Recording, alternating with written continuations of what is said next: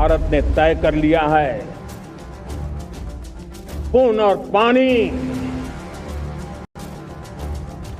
एक साथ नहीं बहेंगे। जितने भी सवाल उठाए हैं राहुल जी ने, उनका जवाब दें। जवाब दे नहीं पा रहे हैं, इसलिए पहले तो नेहरू जी की बात करेंगे। उन्होंने देश के साथ धोखा दिया, कि हमारे किसानों के साथ धोखा हुआ। क्या पॉलिटिक्स और वोट बैंक साधने के लिए देश में धोखे वाली सियासत हो रही? चुनाव आयोग को सरेआम धमकी, कांग्रेस की ये कैसी सियासत है? बात पहले पाकिस्तान को पानी को लेकर कांग्रेस पर लग रहे आरोप की। आरोप लगाया है पीएम मोदी ने। सूत्रों के मुताबिक पीएम मोदी ने आज संसदीय दल की बैठक में दो टूक कह दिया कि पंडित जवाहरलाल नेहरू ने पहले देश का बंटवारा किया, फिर पानी का भी बंटवारा कर दिया। सिंधु जल समझौते के तहत 80% पानी पाकिस्तान को सौंप दिया। एक एमओयू किसी देश में होता है तो कैबिनेट में चर्चा होती है, लेकिन पाकिस्तान से इतने बड़े जल समझौते पर कैबिनेट और संसद को भरोसे में नहीं लिया गया, और जब हंगामा हुआ तो सिर्फ 2 घंटे की चर्चा कराई गई। इस समझौते का विरोध करने वाले कांग्रेस के सांसदों को नेहरू ने कहा कि जो इस समझौते का विरोध कर रहे हैं वो तुच्छ मानसिकता के। कमाल है, इतनी बड़ी बात पर आपने कैबिनेट चर्चा तक नहीं की। आप संविधान की बात करते हैं। कोई भी ट्रीटी होती है तो उस पर बाकायदे चर्चा होती है, कैबिनेट से, सदन से, संसद से, कुछ नहीं। तो ये बात, और आज प्रधानमंत्री ने एक और बात बताई। एक पदाधिकारी जो उनके साथ थे, उनके सामने उन्होंने स्वीकार किया, उसने अपनी किताब में लिखा है कि लगता है जिस उद्देश्य के लिए हमने किया था वो सफल नहीं हुआ। तो काहे के लिए करते हैं आप? जहाँ जमीन का 80% हिस्सा भारत में था, 20% केवल पूर्वी और पश्चिमी भारत पाकिस्तान को मिला था, वहाँ 80% पानी भारत के किसानों के भविष्य को दाव पर लगा करके 80% पानी जो है वो तत्कालीन प्रधानमंत्री नेहरू जी ने वो पाकिस्तान को देना स्वीकार किया। उन्होंने देश के साथ धोखा दिया। एक लोकतांत्रिक चुनाव में अगर वो प्रधानमंत्री थे तो उनको पार्लियामेंट से उस बात को सैंक्शन लेनी चाहिए थे, कैबिनेट से लेनी चाहिए थी।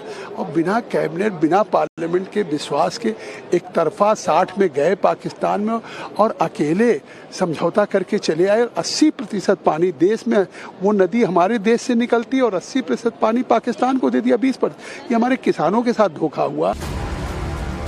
बीजेपी दो टूक आरोप लगा रही कि मुद्दा सिर्फ पानी का नहीं, देश हित से कांग्रेस के समझौतों के इतिहास का है। दूसरी ओर कांग्रेस को राष्ट्रहित की ये बात सियासी ड्रामा लग रही। कांग्रेस आरोप लगा रही कि वोट चोरी पर सवालों के जवाब देने की बजाय बीजेपी नेहरू को कोसकर सियासी स्टंट कर रही। ये सब चीजें, जितने भी सवाल उठाए हैं राहुल जी ने, उनका जवाब दें। जवाब दे नहीं पा रहे हैं, इसलिए पहले तो नेहरू जी की बात करेंगे, इंदिरा जी की बात करेंगे, एफिडेविट की बात करेंगे, शपथ की बात करेंगे। जो मुद्दे उठाए उनका जवाब दें ना। मोदी जी आदतन बिगड़ा हुआ केस है। जब वो चारों तरफ से घिर जाते हैं, उन्हें नेहरू जी आते। मैं साफ कहना चाहता हूँ, जब देश की आजादी का संकल्प हो रहा था, पंडित जवाहरलाल नेहरू की अध्यक्षता में रावी नदी के किनारे 1929 में पूर्ण स्वराज का नारा दिया और उस समय भाजपा का मात्र संगठन अंग्रेजों की फौज में भर्ती हुआ। पत्र लिख रहा था। मैं ये कहना चाहता हूँ, नेहरू महान थे। नेहरू ने देश को बनाया। सही है कि देश को धोखा कौन दे रहा? क्या ये नेहरू की खता है कि खून और पानी एक साथ बहा? पाकिस्तान को पानी देने पर जो कांग्रेस जवाब देने से बच रही, वो आजकल चुनाव आयोग को धमका रहे। और ये जो इलेक्शन कमीशन बैठे हैं, इलेक्शन कमिश्नर बैठे हैं, इन तीनों से मैं कह रहा हूँ, आप एक बात समझ लो, मोदी जी की सरकार है वो सब ठीक है। तेजस्वी जी ने कहा आपने बीजेपी की मेंबरशिप ले रखी है, आप बीजेपी के लिए काम कर रहे हो, मगर एक बात समझ लो, एक दिन ऐसा आएगा जब यहाँ पे बिहार में और दिल्ली में इंडिया गठबंधन की सरकार होगी, फिर हम आप तीनों को देखेंगे, कार्रवाई आपके खिलाफ करेंगे। एक और राहुल गांधी बिहार से धमकी दे रहे हैं, तो दूसरी ओर उन्हें बड़ा झटका देश की सबसे बड़ी अदालत से लगा। सुप्रीम कोर्ट ने महाराष्ट्र चुनाव रद्द करने की उस याचिका को खारिज कर दिया, जिसमें वोटिंग का समय खत्म होने के बाद 76 लाख फर्जी वोट डालने के आरोप लगाए गए थे। याचिका किस परिप्रेक्ष्य में राहुल गांधी ने क्या आरोप लगाया है, क्या बेवकूफ बना रहे? राहुल गांधी ने जो आरोप लगाया है वो आरोप नहीं है, वो तो पुख्ता सबूत है। आपके दस्तावेज से आपको बता रहे हैं कि ये आपके दस्तावेज हैं। हमने 4-4 एपिक नंबर जारी कर दिए, इन लोगों ने वोट डाल दिए। बिहार के अंदर जिन लोगों ने वोट डाले आपने उनके वोट काट दिए, जो लोग जिंदा हैं आपने उन्हें मरे हुए दर्शा दिए। तो आरोप थोड़े ही नहीं है, वो तो पुख्ता सबूत है। इतना ही नहीं, सीएसडीएस के चुनाव विश्लेषक संजय कुमार के जिस डेटा पर कांग्रेस वोट चोरी का कैंपेन चला रही थी, चुनाव आयोग के खिलाफ हथियार बना रही थी, संजय कुमार ने उस पुराने पोस्ट को ही ये कहकर डिलीट कर दिया कि उनसे डेटा को पढ़ने और उसके विश्लेषण में गलती हो गई। अब सवाल है कि जब महाराष्ट्र में वोट चोरी का आरोप कोर्ट में जमीन सूंघने लगा, तो क्या राहुल अभी सबूतों की जगह आरोपों का बोलबाला जारी रखेंगे? सवाल ये भी कि खून बहाने वाले को पानी, झूठे आंकड़ों पर वोट चोरी का रोना, कांग्रेस की यह सियासत कहां जाकर रुकेगी? Bureau report, times now Bharat. तो आपने ये रिपोर्ट देखी, मैं आपका परिचय पहले आज के मेहमानों से करवाता हूं। चारू प्रज्ञा भारतीय जनता पार्टी के नेता और राष्ट्रीय प्रवक्ता, अवनीश अवस्थी जी पॉलिटिकल एनालिस्ट के तौर पर, कुलदीप कुमार हैं आम आदमी पार्टी के राष्ट्रीय प्रवक्ता, सुधा मिश्रा जी हैं कांग्रेस पार्टी के नेता, विवेक श्रीवास्तव हैं लेफ्ट के नेता। आप सभी का बहुत बहुत स्वागत है। शुरुआत में सुधा जी आपसे करता हूं। तो प्रधानमंत्री मोदी आपके लिए बिगड़ा हुआ केस है।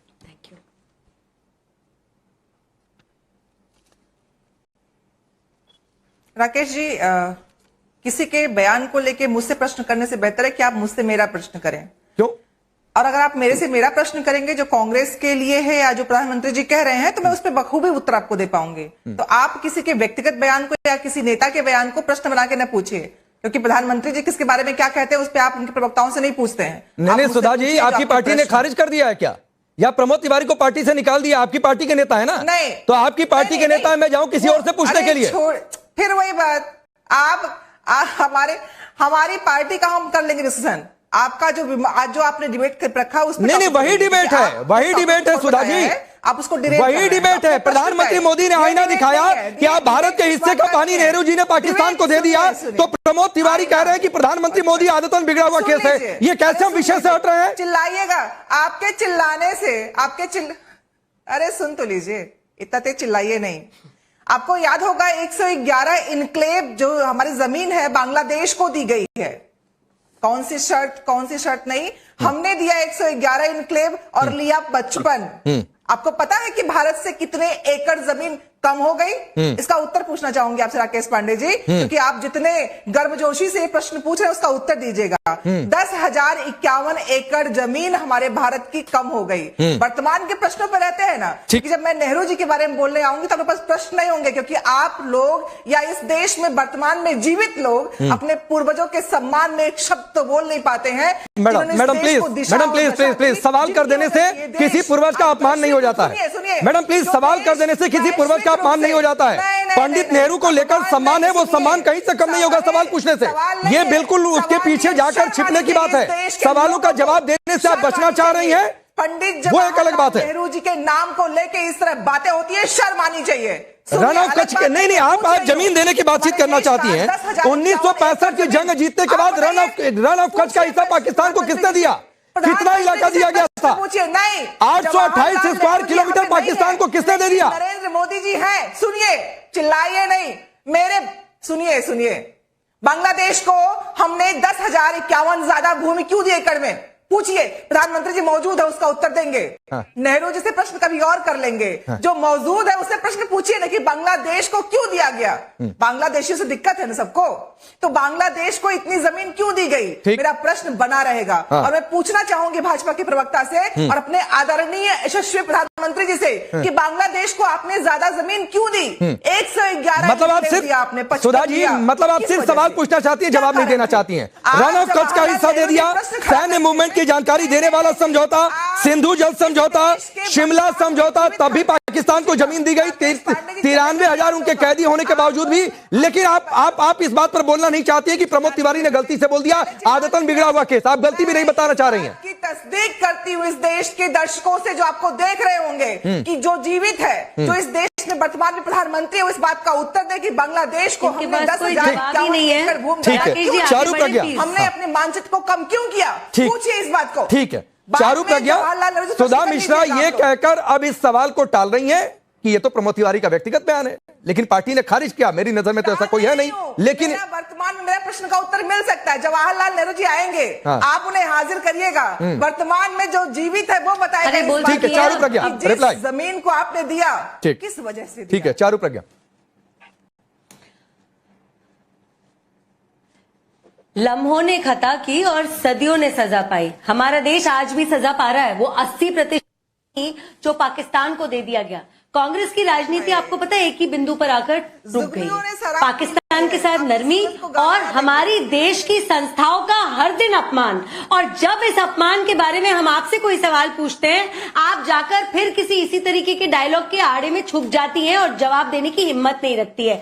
एक बेसिक सी बात बताओ, कांग्रेस पार्टी अपने आप को एक प्राइवेट लिमिटेड कंपनी की तरह चलाती है, कोई बात नहीं, लेकिन ये देश नहीं है आपका private limited company. Nehru ji ने अगर बिना कैबिनेट अप्रूवल लिए कोई भी साइन करके हमारी देश की संपत्ति, हमारी देश की वाटर सिक्योरिटी इस हद तक कॉम्प्रोमाइज कर दी। राकेश जी, जब ये अपनी ओपनिंग लाइन बोल रही थी, आप हमको चुप करते हैं। हमारी बोलने की बारी आती है, आप इनको पूरे टाइम बोलने की सुधा जी, नहीं सुधा जी, आप मेरे साथ पहली बार शो पर हैं। मैं आपको बताऊं, सुनिए मैडम सुनिए, आपने बोला चारू प्रज्ञा सुन रही थी, ये उनकी बात बिल्कुल ठीक है। मैं ये नहीं कह रहा हूं कि आप कुछ काउंटर मत करिए, लेकिन काउंटर 1-2 लाइन का होता है। जिसकी बारी रहेगी वो ज्यादा बोलेगा। नहीं, आप बोल सकती हैं, लेकिन 1-2 लाइन बोलकर चुप हो जाइए, चुप कराइए। हाँ, चलिए बोलिए चारू। बिल्कुल। अब आप एक मेरी बात और समझिए। आपको पता है नेहरू जी की नीति किस हद तक गिरी हुई थी? हमें अपने देश में अपने खुद की डैम के मरम्मत के लिए भी पाकिस्तान से परमिशन लानी पड़ती थी। और इस सब को नेहरू जी ने कहा this is a good treaty. इस सब के बाद नेहरू जी ने कहा कि झगड़ा किस बात पर कर रहे हो भाई, this is only a pail full of water. उसका हिंदी है एक बाल्टी भर पानी के लिए आप झगड़ा कर रहे हो। तो ये तो नेहरू जी की सोच है। उस सोच का नतीजा आज ही आ गया है कि हमारे देश में सिंचाई के लिए पानी की कमी पड़ जा सकती है, हमारे देश में पावर जनरेशन के लिए पानी की कमी पड़ जा सकती है। आपको एक उदाहरण के तौर पे बताती हूँ, चेनाब नदी के ऊपर जो सलाल डैम बना था ना, पाकिस्तान की वजह से उसका सारा नक्शा बदलना पड़ा। हाइट नीचे कर दीजिए, नीचे आप इस तरीके का हिसाब नहीं बना सकते कि सिल्टिंग ना हो। अरे आपने इतना नुकसान किया है, आज हम भरपाई करने जा रहे हैं तो भी आपके लूज स्टेटमेंट्स आते हैं। आप हमारे संस्थाओं पर आक्रमण करना बंद करिए, पाकिस्तान के साथ नरमी बरतना बंद करिए और आईने में देखिए अपनी सच्चाई। ये देशद्रोह के मार्जिन पे खड़े हैं। ठीक है विवेक श्रीवास्तव 80% पानी पाकिस्तान को। मैं आऊंगा सुधा जी, एक बार सब लोग बोल रहे, फिर मैं आता हूं। एक अच्छा जल्दी बोलिए, एक लाइन बोलिए, जल्दी बोलिए। एक लाइन सिर्फ। हाँ, इन लोगों से पूछिए। सुधा जी, नॉन स्टॉप बोलने से झूठ सच नहीं हो जाता, और नॉन स्टॉप बोलने की क्षमता इस पैनल पे हर इंसान रखता है। मैंने कहा अगर आप सबके बीच में बोलेंगी तो सब भी आपके बीच में बोलेंगे, ठीक है ना? ठीक है, ऐसे कितना भी चिल्ला लीजिए। देश में आप लोग, मैं आपको बता देती हूँ ना, मैं आपको बता देती हूँ, जो बॉर्डर के समस्या आपने 60 साल में नहीं सुलझाई, वो हमने सुलझाने का काम किया है। मैं आगे बढ़ता हूँ, चारू और सुधा जी, मैं आगे बढ़ता हूँ। झूठ कौन बोल रहा है, धोखा कौन दे रहा है, ये देश की जनता तय करेगी। हर 5 साल पर देश की जनता को मौका मिलता रहता है चुनाव में, और उसी के हिसाब से फैसले होते हैं। विवेक श्रीवास्तव 80% पानी पाकिस्तान को सौंप दिया, और उसके बाद आज आईना दिखाने की बात हो रही है, तो प्रधानमंत्री मोदी बिगड़ा हुआ केस हो गए। हाँ बिल्कुल, बहुत अच्छा किया था नेहरू जी ने। मैं तो नेहरू जी को बहुत मानता हूँ, मेरे ख्याल से founding father of the nation है। 16 साल से ज्यादा जेल में रहे, यहाँ तो कोई रहा नहीं। यहाँ तो डायलॉग मारा जा रहा है साहब, लम्हों ने कथा करी। अरे उन्हीं लम्हों की वजह से बैठे हो आजाद। यहाँ पे तो ना जनसंघ का, ना आरएसएस का, ना हिंदू महासभा का एक भी आदमी लड़ा। कॉमरेड भगत सिंह नहीं, आजादी को हल्के में मत लीजिए, बहुत सारे मूवमेंट्स थे। हाँ, तो भगत सिंह नेहरू जी के लिए काम नहीं करा करते थे, जिसका नाम लिया है चंद्रशेखर आजाद, नेहरू जी के लिए काम नहीं करा करते थे। ऐसे मत बोलिए, नेहरू जी ने मतलब बड़ा झंडा लहरा के आजादी दिला दी हो भारत को। हमने देखा है किस तरीके से आजादी दिलाई, ठीक है ना, किस तरीके से। नेहरू जी के तो किस्से फेमस हैं, अंग्रेजों के साथ प्यार कितना था और नफरत कितनी थी। ठीक, चारू जी ठीक बोलिए, विवेक श्रीवास्तव अपनी बात पूरी करिए।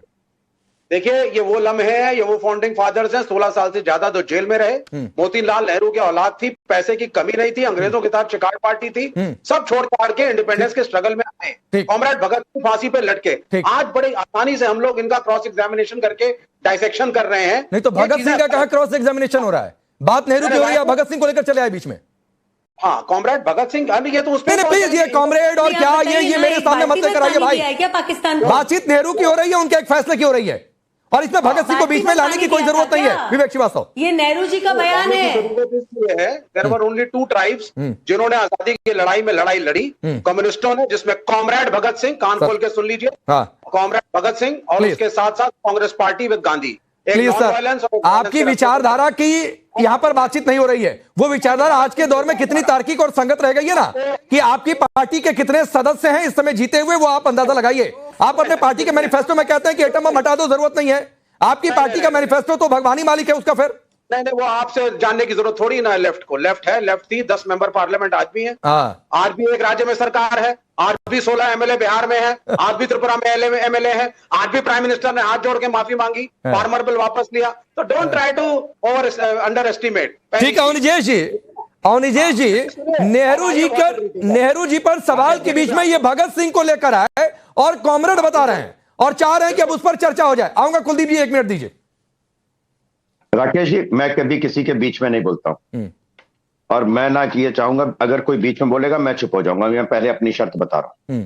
आपने विवेक श्रीवास्तव से पूछा और विवेक श्रीवास्तव ने कहा बहुत अच्छा किया।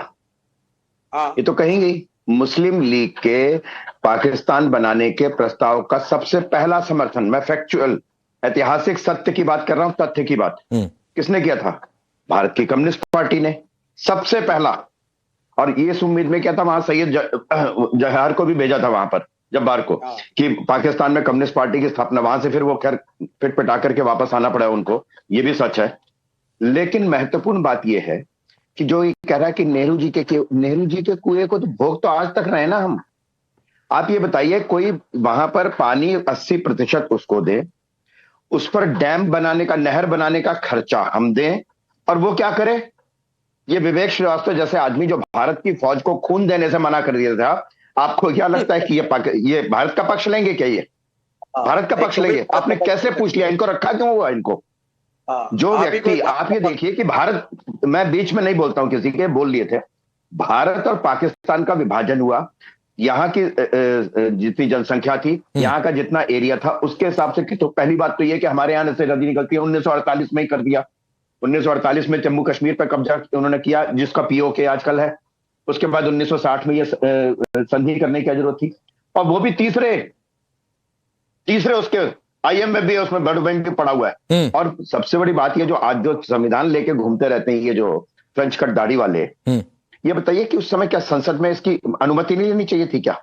ठीक, 35A को शामिल करने के लिए संसद में, आज जो संविधान की रक्षा की बात कर रहे हैं, संविधान की रक्षा की बात कर रहे हैं। देखिए राकेश जी, मैंने कहा था कि ये कहां से लिया? अरे विवेक श्रीवास्तव, इसीलिए कहता हूं कि भाई थोड़ा सा समझ कर बोलिए। ऑल पार्टी डेलीगेशन हुआ था, भारी प्रेस कॉन्फ्रेंस में कहा गया था उड़ाइए पाकिस्तान को, करिए एक्शन। और कैसे इजाजत ली जाती है और कैसे चर्चा की जाती है? अगर आपको ये चर्चा नहीं समझ में आती है तो राकेश जी हमारे देश का इंटरनल मसला है। यस, आप इसको इंटरनेशनल डिबेट क्यों बना रहे हैं? चाइनीज लोगों को क्यों बुला लेते हैं आप यहाँ पर? चाइनीज तो प्रधानमंत्री क्यों बुला लेते हैं आप? ये नेशनल डिबेट है, हमारा मसला हमारे देश का है। हम किसी तीसरे देश को इन्वॉल्व नहीं करेंगे। ठीक है, मैं आता हूं। अभी तक कुलदीप जी ने नहीं बोला है, मैं उनके पास जाता हूं। कुलदीप जी, जो बात प्रज्ञा जी ने कोट, चारू प्रज्ञा ने जो कोट की, उस समय नेहरू जी ने कहा था किसका विभाजन? एक बाल्टी पानी का। तो एक बाल्टी ही पानी थी, हमने एक शांति खरीदी। ये स्टेटमेंट है जो चारू प्रज्ञा कोट कर रही हैं। तो भाई अगर ये आईना दिखाया जा रहा है, तो क्या आपके लिए भी प्रधानमंत्री मोदी एक बिगड़ा हुआ केस है? देखिए, मैं एक बात कहता हूं कि चारू जी जो भी इतिहास की बात कर रही थी, भारतीय जनता पार्टी के प्रवक्ताओं को ज्यादा इतिहास की बात नहीं करनी चाहिए, क्योंकि इस देश में इनका कहीं भी इतिहास में जो भी नाम दर्ज होगा वो माफी मांगने में दर्ज होगा। इस देश की आजादी में इनका नाम कहीं दर्ज नहीं होगा, चाहे वो चारू प्रज्ञा जी हो, चाहे नरेंद्र मोदी जी हो। देश की आजादी में इनका रत्ती भरी योगदान नहीं है, इनका एक ही योगदान था ये। और सुप्रीम कोर्ट ने कहा है कि अगली बार सुमोटो एक्शन लिया जाएगा। काम कर एक मिनट, ये जो डायलॉग मार रहे हैं ना, मुझे मालूम है वीर सावरकर की ओर आपके इशारे हैं। सुप्रीम कोर्ट ने इसका संज्ञान ले रखा है, सोच समझ के बोलिएगा इस वक्त। देखो, मैंने तो नाम नहीं लिया, बिल्कुल ध्यान दिला दीजिए। आपको पता है, राहुल गांधी तक को बोला है। अरे इशारे समझ में आते हैं, अगर आपने इशारे समझ में आते हैं, अगर इशारे आपको समझ में आते हैं, क्योंकि आपको पता है कि उनका योगदान इस देश की आजादी में नहीं था। क्योंकि उनको पता है कि आप किस दिशा में जा रहे देश हैं। की आजादी में कोई क्योंकि आपको योगदान समझ ही नहीं आता ना। आपके हिसाब से योगदान तो केवल नेहरू जी का था, जो डिनर पार्टी। अच्छा एक मिनट, चारू प्रज्ञा, चूंकि कुलदीप जी की बारी है तो थोड़ा सा ज्यादा उन्हें बोलने दीजिए, कुलदीप जी अपनी बात पूरी करिए। मैं एक लाइन ऐड कर देता हूँ। वो लोग हैं ये वीर सावरकर की तरफ जा रहे थे राकेश जी, और नहीं ठीक है, तो आपने काउंटर किया, वो नोटिस हुआ, आपने काउंटर किया, वो नोटिस किया। कुलदीप जी एक चीज मैं ऐड कर देता हूं, अपनी बात पूरी करिए। आपने कहा ना आजादी की लड़ाई, तो सर आप लोगों ने भी आजादी की लड़ाई लड़ी नहीं थी, प्लीज। तो ये वैसा तंजमत कसी है जिसमें फिर आप पर पलट कर आए तो आप जवाब ना दे पाए। अपनी बात पूरी करिए। नहीं, बिल्कुल नहीं। हमारे तो पुरखे लड़े थे आजादी की लड़ाई, हमारे तो घर के लोग आजादी की लड़ाई में शामिल हुए थे। इस देश की आबादी, दलितों ने इस देश की आजादी में सबसे बड़ी भूमिका निभाने का काम किया था। आपको बता दूं आपकी जानकारी के लिए, पहली बात ये। दूसरी बात आता हूं इंडस वाटर ट्रीटी की बात करता हूं। ये बार बार कहते हैं कि नेहरू जी ने ये किया था, नेहरू जी ने किया था। अरे वो छोड़ो ना, 11 साल से आपकी सरकार है, इतनी देर कर दिया आपने आते आते। 2019 में आपने कहा था हम बांध बना रहे हैं, 2019 में आपने कहा था हम इसको बंद कर रहे हैं, 2019 से आप 2025 में आ गए। आपका केवल यही जुमला रहता है हम इसको बंद करें। 2019 से आपको 6 साल क्यों लग गए इसमें आते आते? 11 साल क्यों लग गए? देश में 5 साल पहले भी आपकी सरकार रही है अटल बिहारी वाजपेयी जी की, आपको क्यों लग गए? उसकी बात मत करो। जैसे आज आप नेहरू जी की 70 साल बात कर रहे हो, मैं कहना चाहता हूं कि इस देश के लोग भी कहीं 50 साल बाद ये बात ना करें कि मोदी जी ने आखिर, जब हमारी सेना पीओके को लेने को तैयार बैठी थी, हम पीओके ले सकते थे, तो मोदी जी ने ट्रम्प क्या घुटने क्यों टेक दिए? कुलदीप जी, देश की जनता तो अभी भी सवाल कर रही है कि जब कांग्रेस के पास इतना गोल्डन चांस था और जब पाकिस्तान के 2 टुकड़े कर ही दिए थे और 93,000 सैनिक उनके थे ही हमारे पास, तो पीओके ले लेना चाहिए था उसी समय, तो पीओके ले लेना चाहिए था। कभी आप लोगों ने पूछा क्या इतनी गलवाइयां हुई है? तो मोदी जी कांग्रेस की राह पे चल रहे हैं क्या? ठीक, नहीं, हाँ, मैं कह रहा हूं मोदी जी क्या कांग्रेस की राह पे चल रहे हैं क्या? हाँ, अब ठीक है, अब ठीक है, अब आपकी लाइन ठीक है कुलदीप भाई, अब आपकी लाइन बिल्कुल ठीक है, अब आपकी लाइन बिल्कुल ठीक है। विवेक श्रीवास्तव जल्दी बोलिए, फिर मैं सुधा जी आ रहा हूं। नेहरू जी के पीछे घूमते रहो। हाँ, अब आपकी लाइन ठीक है, अब मैं सहमत हूं आपकी इस बात से। देखिए, अब आपके सवाल से मैं सहमत हूं। हुई जिस समय वाटर ट्रीटी हुई, भारत पाकिस्तान जो है 3 जगहों पे वाटर की ट्रीटीज चल रही थी। नंबर 1, अफगानिस्तान से पानी पाकिस्तान आ रहा था, उन्होंने आने दिया, नहीं रोका। आज भी अफगानिस्तान पाकिस्तान में पानी को नहीं रोका गया है। फिर आ गए पाकिस्तान और हिंदुस्तान पे, पानी नहीं रोका। 10 सेकंड दे रहा हूं। तीसरा है चाइना से ब्रह्मपुत्र का पानी जो भारत में आ रहा है, चाहे गलवान हो ना हो, हम लड़े कुछ भी हो, लेकिन पानी को कभी नहीं रोका गया। तो ये 3 देश, अफगानिस्तान, पाकिस्तान और चाइना, आपस में वाटर शेयरिंग करी। लेकिन चाहे प्राइम मिनिस्टर वाजपेयी हो, चाहे उससे पहले प्लीज विवेक जी एक बात मैं बता दूं सर, मुझे लगा था कि शायद आप कुछ नया फैक्ट लेकर आएंगे। एक बात बता दूं सर, जिसको दिक्कत होनी है होती रहे। पानी पाकिस्तान को नहीं जाएगा और इस बात से अधिकांश लोग हिंदुस्तान के सहमत हैं कि जो आतंकी भेजता है, जो गोली चलाता है, पानी नहीं देंगे। अगर हमारे हाथ में है तो हम रोक लेंगे और पहले इस्तेमाल करेंगे अपने भारत के लिए अलग अलग राज्यों में। सर बेकार की बात है, आपको लगती रहे ना विवेक श्रीवास्तव, पाकिस्तान को पानी देना अगर आपको अच्छा लग रहा है तो आपको बुरा लगता रहे, और मैं चाहूंगा आपको और ज्यादा बुरा लगे, सरकार आपको और ज्यादा बुरा लगाए। राकेश जी, कुलदीप जी, आ रहा हूँ सुधा जी, आ रहा हूँ। हाँ बोलिए, अवनीश जी बोलिए, बारी बारी से अवनीश जी बोलिए। 10 सेकंड राकेश 10 सेकंड से बोल रहा हूँ। विवेक श्रीवास्तव कह रहे हैं कि बहुत अच्छा किया पाकिस्तान को इन्होंने पानी दिया, तो ये कहते हैं हमने किसान आंदोलन। अब ये करें कि किसानों को पूरे देश में बिठाएं, किसानों को ये कहें भैया ये चाइनीज आदमी को क्यों बुला लेते हैं आप यहाँ पर, जिसको इसकी तमीज नहीं है कि जब इसको बोलने को कहा जाता है तब ये बोल लेता है, उसके बाद दूसरों के बीच में ना बोले ये। राकेश जी अब मैं ये कह रहा हूं, इनको चैलेंज कर रहा हूं कि ये किसानों का आंदोलन करें कि नहीं, भारत का पानी भारत को नहीं पाकिस्तान को जाएगा। हिंदुस्तान के किसानों को इकट्ठा करके ये नहीं वो कहीं चैलेंज ले भी ना लें। हो सकता है विवेक श्रीवास्तव खुद ही सड़क पर उतर जाए, हो सकता है विवेक श्रीवास्तव खुद ही सड़क पर उतर जाए। कुलदीप जी आप बोलिए, कुछ बोलना चाह रहे थे, कुलदीप जी बोलिए। हिंदुस्तान कुलदीप जी बोलिए, हाँ बोलिए। राकेश जी राकेश जी हाँ बोलिए केवल ये कि 26 फरवरी 2019 को पुलवामा हमले के बाद गडकरी जी ने कहा था हम इसे बांध बनाने जा रहे हैं, क्या वो बांध बन गया? 2019 में अगस्त में मोदी जी ने कहा था कि हरियाणा की रैली में कि हम पानी रोकने जा रहे हैं, ये पानी हरियाणा को पंजाब के किसानों को मिलने का काम होगा। तो मैं पूछना चाहता हूं, क्या हरियाणा, पंजाब के, राजस्थान के किसानों को पानी कब मिलेगा? उसकी क्या ये मोदी जी ने, मैं उनको कहना चाहता हूं तुरंत पानी रोकिए और उस पानी को हरियाणा के, पंजाब के, दिल्ली के लोगों को देने का काम कीजिए। वहां पे जल संकट, मैं कह रहा हूं थोड़ी सी तार्किक बात किया करिए। भाषण पे भाषण देते हैं। कुलदीप जी थोड़ी सी तार्किक बात किया करिए। बात एक दिन में नहीं बन जाता है। चिनाब पर Sawalkot hydro electric power project की मंजूरी गई है, 10 सितंबर तक उसका इंटरनेशनल टेंडर है। थोड़ा सा तैयारी करिए कुलदीप जी, थोड़ी सी तैयारी करिए। एक दिन में बात नहीं बनता है, एक दिन में पानी नहीं रुक जाता है। कार्रवाई शुरू हो गई है, इंतजार करिए, थोड़ा समय दीजिए। ना पानी रुके तो फिर सवाल उठाइए। 2019 से 25 में कितने साल हो गए? ठीक। राकेश पांडे जी 2019 से 25 में कितने साल हो गए? ठीक, 6 साल हो गए। चारों प्रज्ञा बताइए 6 साल और कितने साल चाहिए पानी रोकने के लिए? 30 सेकंड रिप्लाई करिए, फिर सुधा जी आ रहा हूं। चारों प्रज्ञा कितने साल चाहिए पानी रोकने के लिए? जनता गुमराह करते हैं, चुनाव आता है केवल वोट बैंक की राजनीति करते हैं। ठीक है, थोड़ी सी ये शांति कर ले। देखिए सब लोग ये कह रहे हैं पानी पानी पानी, है ना? ये पानी की बात केवल पानी की बात नहीं है, ये पानी से ज्यादा बड़ी बात है। आप ये सोचिए भारत की आबादी कितनी, भारत के पास धरती कितनी, ये नदियां की शुरुआत कहां से होती है? सब भारत से। लेकिन नेहरू जी ने क्या कहा? एक बाल्टी पानी कहकर 80% पानी पाकिस्तान को दे दिया। अच्छा तब दे दिया, इस पानी को जंग में नहीं रोका गया, 2 बार जंग हुई पानी नहीं रोका गया, लेकिन जब पानी हमारे सर के ऊपर से निकल गया तो कुछ एक्शन लिया गया। 1 मिनट रुक जाइए, मेरी आगे की बात सुनने दीजिए। आज जो पाकिस्तान के लिए एक बड़ा सॉफ्ट अप्रोच रख के चले ना राकेश जी, इनको ना दुनिया की असलियत पता ही नहीं है। इनको ग्लोबल वार्मिंग नहीं पता, इनको वाटर सिक्योरिटी नहीं पता, इनको फूड सिक्योरिटी नहीं पता, इनको ये नहीं मालूम कि ये वहां पर जो दुश्मनों को खिलाते पिलाते हैं, उनकी तारीफ करते हैं, इनके फोटो उनके देश में छपते हैं, इनके पोस्टर बनते हैं। तो आप देशद्रोह किसके साथ कर रहे हो भाई? जिस जमीन पे रहते हो ना, जिसको माँ कहते हो, आप जहाँ रहते हो, जिसमें खाते हो, उस थाली में छेद करते हो, इस तरीके की बातें कर आप। दूसरी बात ऐसी है कि डैम्स का काम शुरू हो चुका है। पाकिस्तान जाकर देख लीजिए, सूखा पड़ा हुआ है वहां पर, वो नदियों में सूखा पड़ा हुआ है, पर इनको ये चीज दिखाई नहीं देगी। चश्मा तो इन्होंने हरा। ठीक है, अब मैं दूसरे सवाल पर आता हूँ, इस डिबेट के दूसरे पड़ाव पर आता हूँ। ठीक है चारू प्रज्ञा जी, अब इस सवाल से थोड़ा सा आगे बढ़ते हैं। अब सुधा मिश्रा जी, धोखे वाली सियासत का जिम्मेदार कौन है? इसमें दूसरा सवाल ये है, हरा पहन लिया, ठीक है, कम से कम कुछ बोलते हुए शर्म क्या करें? सुधा जी सवाल सुनिए, मैडम सवाल सुनिए। धोखे वाली सियासत का जिम्मेदार कौन? इसका दूसरा सवाल है प्लीज कि जो वोट चोरी का कैंपेन आप लोगों को चल रहा है जिस सीएसडीएस के डेटा पर, उस सीएसडीएस को चलाने वाले संजय कुमार ने कहा कि हमारा डेटा ही गलत है। वो तो माफी मांगकर निकल दिए। राहुल गांधी अभी भी धमकाने में लगे हुए हैं कि भाई देख लेंगे इलेक्शन कमिश्नर को।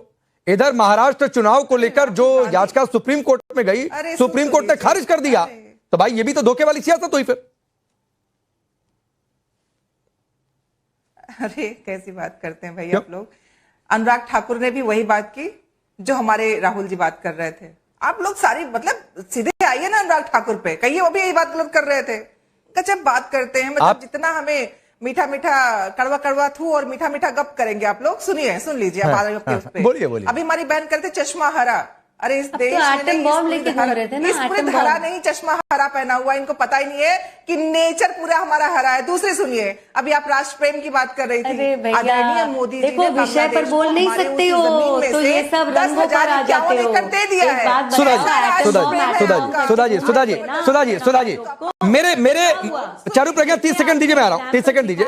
सुधा जी सुनिए, मेरे छोटे छोटे सवाल, उसका छोटा छोटा जल्दी जवाब दीजिए। एक बात बताइए, महाराष्ट्र चुनाव को लेकर पहले बॉम्बे हाईकोर्ट और सुप्रीम कोर्ट में याचिका खारिज हुई कि नहीं? हाँ या ना? नहीं, ये बताइए सुप्रीम कोर्ट अगर फटकार लगाए उस पे बात करेंगे। अरे मैं कह रहा हूँ चुनाव याचिका खारिज हुई ना, इसका मतलब महाराष्ट्र चुनाव में धांधली, ये बात गलत है। अब चलिए ये बताइए, चारू प्रज्ञा रुक जाइए। अब सीएसडीएस का डेटा जिसको आपकी पार्टी के नेताओं ने कोट किया है, मैं कहिए तो पार्टी के नेताओं का नाम भी ले लूंगा, वो सीएसडीएस का डेटा गलत निकला कि नहीं? आप लोग, अरे पार्टी के नेताओं की बात नहीं, मैं कह रही हूँ चुनाव आयोग पे आरोप राहुल जी ने लगाया, आरोप लगा रहे हैं। चुनाव आयोग तो खंडन करे, अनुराग ठाकुर भी वही कर रहे हैं, लेकिन चुनाव आयोग आके अभिनय करेगा। चुनाव आयोग मुद्दों की बात नहीं करेगा, माँ बहनों की बात करेगा। अरे माँ बहनों को जब आप कहीं भी कुछ रिकॉर्डिंग करते हैं, उनकी इज्जत नहीं जाती है, लेकिन आप दिखा देंगे उसमें इज्जत जाएगी। मैडम सुनिए, ये आप लोगों का तर्क सुनिए, मैं आपको बता रहा हूँ। मैं सुधा जी, मैं चारू प्रज्ञा के पास जा रहा हूँ ये कहते हुए कि आपको डेटा चाहिए तो 45 दिन के अंदर ले लीजिए ना। बिहार चुनाव होने वाला है, नतीजा आएगा, तैयार रहिएगा। कि पहले ही कह देंगे कि सीसीटीवी हमको दे दो और फुटेज लेकर रख लीजिएगा, बाद में तर्क कोई लेकर मत आइएगा। ये आपको फ्री की एडवाइस दे रहा हूँ। 45 दिन के अंदर प्राइवेसी भंगी होने की बातचीत रहती तो 45 दिन के अंदर डेटा ले लीजिए, 45 दिन के बाद ही लेंगे। आप बताइए। नहीं, आपको बनना है विकसित। सुनिए, विकसित बनना है। 45 के बाद क्यों नहीं रखना है? अब चारू प्रज्ञा क्यों नहीं रखना है? 6 महीने के बाद चारू प्रज्ञा ना तो अब ये CSDS के डेटा पर बोलेंगे, ना तो सुप्रीम कोर्ट ने याचिका खारिज की उस पर बोलेंगे, बस ये है कि धमकाएंगे। अरे हम तो बोल रहे हैं नरेंद्र मोदी जी क्या कर रहे हैं। देखिए सुप्रीम कोर्ट ने इतनी सारी बातें कही राकेश जी, देखिए सुधा जी को चुप कराइए ना राकेश जी, ये तरीका नहीं है। देखो आखिरी 30 सेकंड आप इनसे कुछ भी बात पूछ लो। नहीं सुधा जी शोर मचाना बंद करिए। सुप्रीम कोर्ट ने इनको ये कहा कि SIR का जो तरीका है वो वोटर फ्रेंडली है। इनके पास कोई जवाब नहीं। CSDS ने हाथ परे कर ली और बोला ये डेटा ही गलत था, तो इन्होंने अपने आधार जिसको बना रखा वो ही खत्म हो चुका है। राहुल गांधी एटम बॉम्ब करते घूमते हैं, एटम बॉम्ब बोलते हैं, लेकिन उन्होंने जो उदाहरण दिए ठीक है। आपको रोकता हूँ, वक्त इतना ही है चारू जी, रोकना पड़ेगा। लेकिन देश की सियासत में धोखा कौन दे रहा ये आपको तय करना है।